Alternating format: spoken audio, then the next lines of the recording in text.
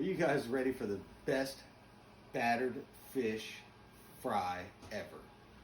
Then listen up closely because this is the bomb. I'm telling you. Gluten-free flour makes things crispier. I don't know why it does it, but it does it. And I got the ingredients right here. 2 cups of all-purpose gluten-free flour. Just get it from the store. 2 teaspoons of baking powder. 1/2 teaspoon of salt. 1/4 teaspoon of pepper. 1/4 teaspoon of cayenne pepper.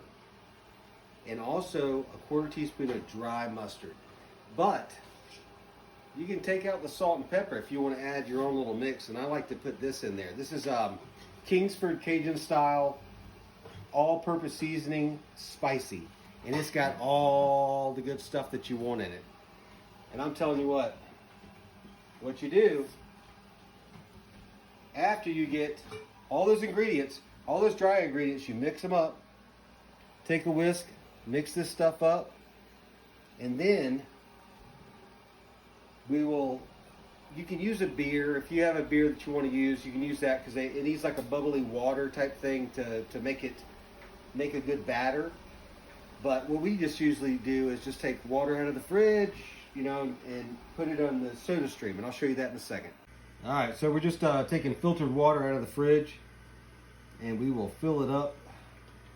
You won't need this much water, but my wife likes the bubbly water, so we will make a little extra. And as long as it's below that line or at that line, we're good to go. Take it over to the soda stream. And this is, again, completely optional. It locks in place, and then you do it for a second at a time. And you do it 5 or 6 times.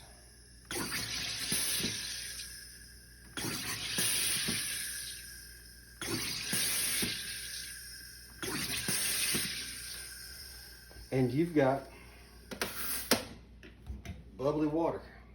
So there you go. All right, so we've been soaking these things in milk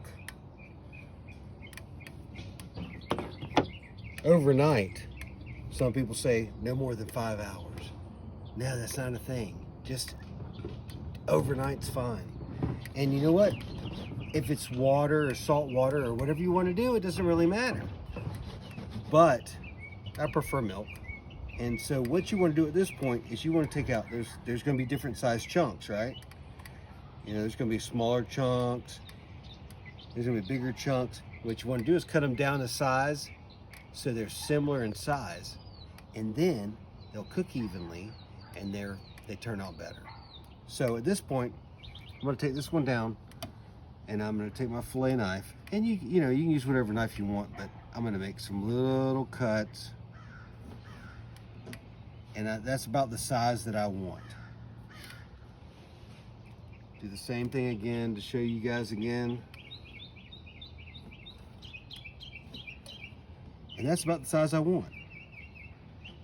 Now, after we've cut these, we're going to take a paper towel and we're going to just pat them dry. We're going to pat them dry.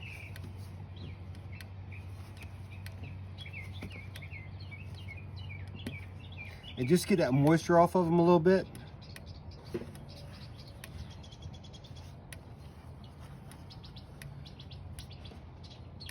And then we're going to start the batter process.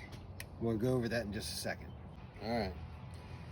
So this is our mix that we made earlier for our batter. And then we talked about the bubbly water.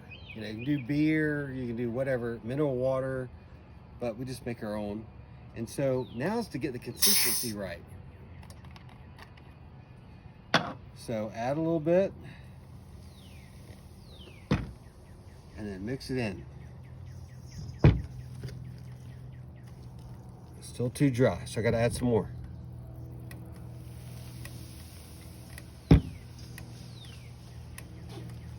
Oh man, you can smell those spices. It smells good.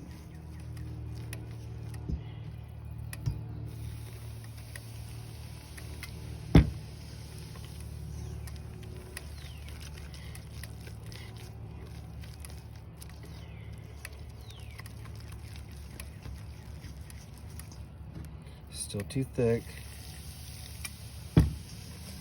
What you want to do is have like pancake batter. You want it to be like that consistency. And that is real easy to make it the perfect thickness on the fish.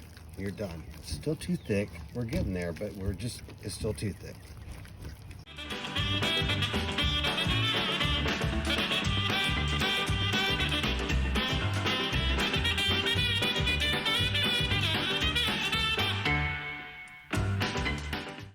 There we go. This is exactly that right there. That is the consistency we're looking for. Because you can put the fish in there, get the batter on it, and then you don't make it too thick. You don't make it too thin. And the crust is just right. So I forgot to mention earlier, but this is for up to 2 pounds of fish.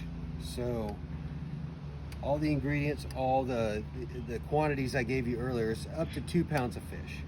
So right now we're at the point where the batter's done,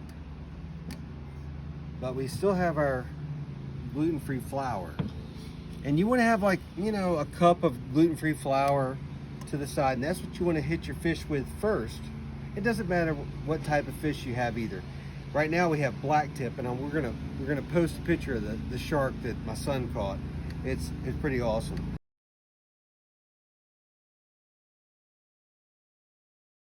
But yeah, you can do this with just about any type of fish, and it's really simple. Basically, you can do it by hand if you want. Just kind of roll it around. Just get everything kind of powdered up. You know, make sure it's like kind of even. And then drop it into your batter. I like to use the tongs at this point. Make sure it's in the batter good. And then pick it up and let it, you know, kind of drip off a little bit. And get just the right layer of batter on there. And then take it to your oil, which is between 350 and 375. And you stick it in there. And then set your watch for 2 minutes. 2 minutes, and that size chunk will be absolutely perfect. We're gonna do some more here. Stick it in the batter, or stick it in the flour first, and then stick it in the batter.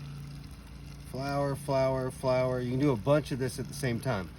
And this is one of those little grandpappy, you know, like granddaddy, you know, fryers, and it's very simple to use. They're inexpensive. We have a massive fryer, but this, you know, for this, we're just like, you know, hey, let's just show how simple this is. Stick it in the batter, stick it in the batter. Everything's got a good coating on it. Helps that batter stick to it.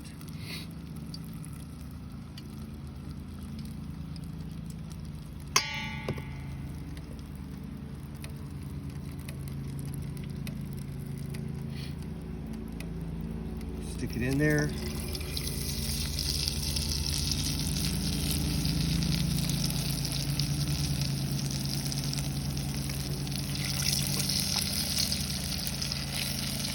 If you get yourself some, you know, good long tongs, you know, you don't really have to wear like any kind of gloves or anything like that.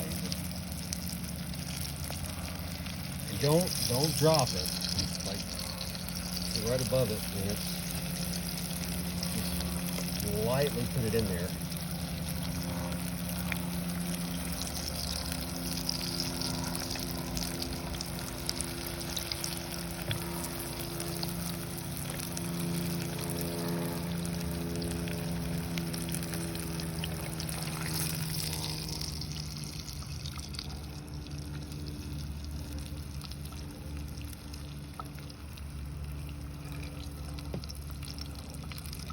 One more piece here, and then you look. I don't want it too thick, so I'm kind of shaking some of that batter off, because it's going to be super crunchy and awesome. but you don't want too much or it's just going to be like overwhelming, too much fat. So then, you know, we're watching it, making sure everything's cooking evenly. And these little Fry Daddies, I mean, they make it simple. I mean, they heat up so quickly. They're electric. There's no gas involved. I mean, it's really awesome.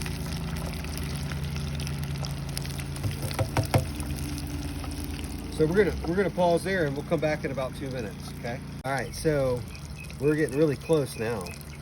Come take a look. See that golden brown? That's what we're looking for.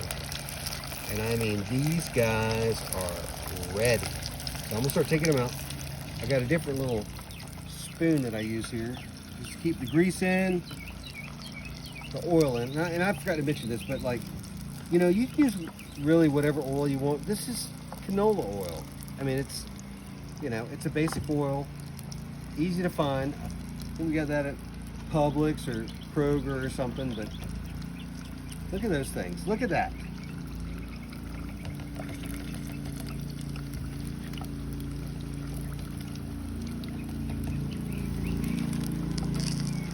I mean, can't beat that. Next, we're going to show you, it's super simple, but how to make an awesome cocktail sauce to dip this in. And, you know, you can use tartar sauce if you want to, or you can just eat it without either one of those. Because the spices, you can see the spices in, you know, in the crust there. I mean, it's good stuff. So we're gonna go inside, we're gonna show you this, and then we've got a bunch to cook up for the family tonight, but I guarantee you, this is gonna be amazing. So, see you in a second. All right, so I'm gonna show you a real simple recipe for cocktail sauce. So, you just need some basic ingredients. So you add a lemon here, ketchup, horseradish, and Worcestershire sauce, okay? So, I'm gonna cut this lemon in half.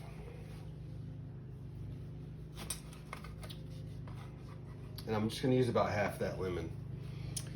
The first thing I'm gonna start off with is ketchup. And really, I'd like to tell you exactly what the measurement is, but I don't know the exact measurement. It's a kind of a feel thing. So look at this.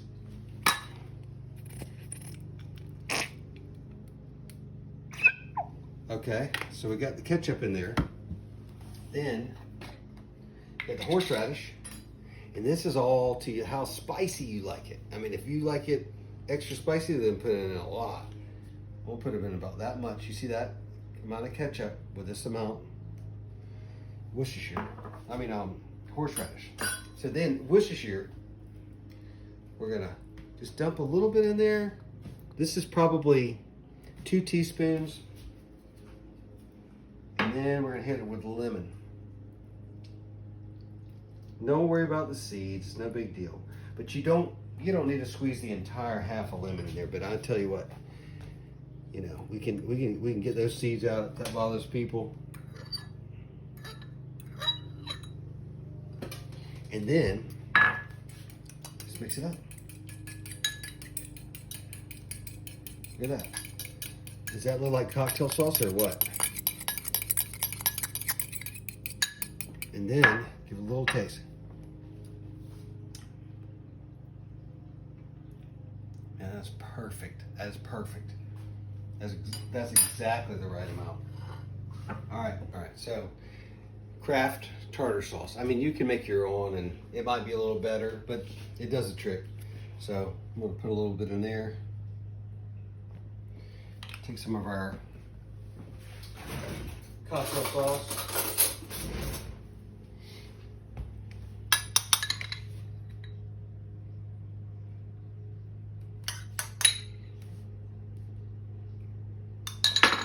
Take some of our fish.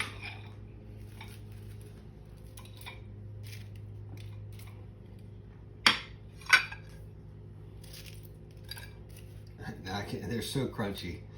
It's amazing. But take a little bit of that lemon that we didn't use. Just dribble it across there a little bit.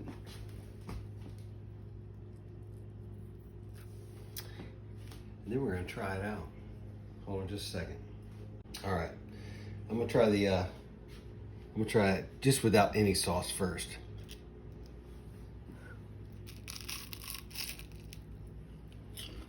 Oh my God.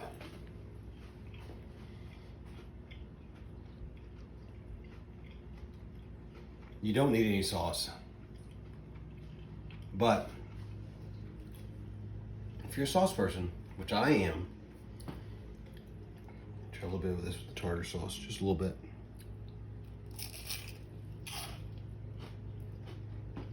Look at that.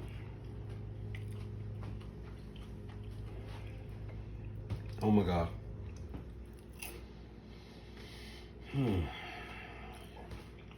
That's good. That's really good. All right. Now I'm gonna try the cocktail sauce.